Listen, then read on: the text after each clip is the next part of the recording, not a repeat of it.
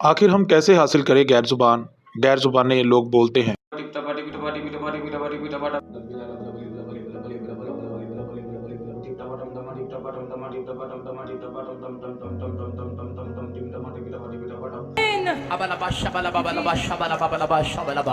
मेरे बाप जी ठम्मो ठोटी वीटी टम्मा ठट ठट ठट ठट ठट ठम्मो ठोटी बटाटा। क्या ये गैर ज़ुबान है? ये कौन सी गैर ज़ुबान है? क्या वाकई ही में आज जो गैर ज़ुबानें बोली जाती हैं वो खुदा के कलाम के मुताबिक है?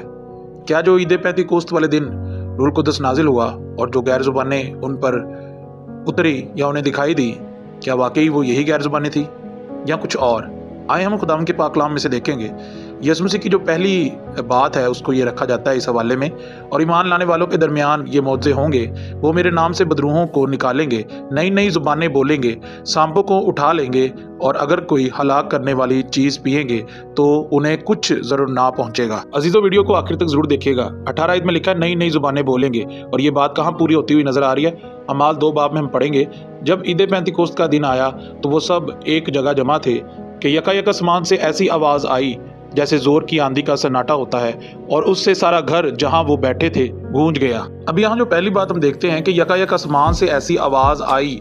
आसमान से ऐसी आवाज़ आ रही है, ज़मीन से नहीं आ रही। ज़मीन पर कोई इंसान आवाज़ नहीं निकाल रहा, बल्कि आवाज़ कहाँ से आ रही है? आसमान से आ रही है। और आगे लिखा है जैसे जोर की आंधी का सन्नाटा होता है, यानी खामोशी, सन्नाटा, खामोशी हो गई थी, वहां कोई शोर शराबा नहीं मचा हुआ था।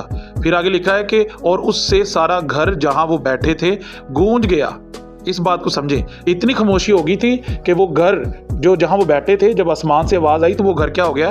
गूंज गया उस आवाज़ से। और फिर अगला काम जो हमें नजर आता है वो 3 आयत में है, और उन्हें आग के शोला की सी फटती हुई जुबानें दिखाई दी, और उनमें से हर एक पर आ ठहरी।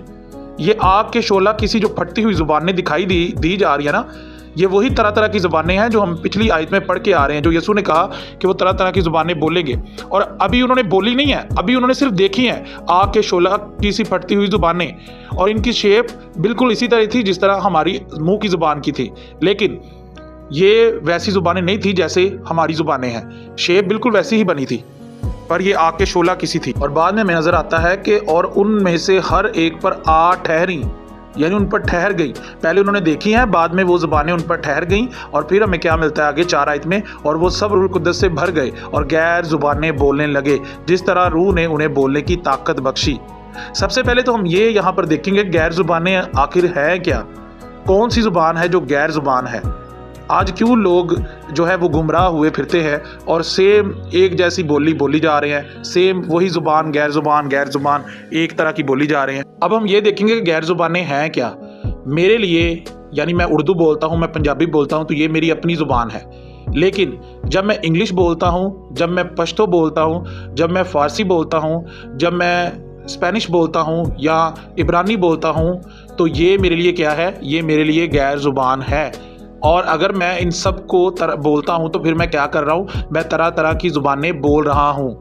ये है गैर ज़ुबानें। अजीज़ों, खुदा बगैर मकसद कोई काम नहीं करता, और अगर आप समझना चाहते हैं तो बाइबल के अंदर ही रहा करें, तो फिर आप खुदा के कलाम की बातों को समझेंगे।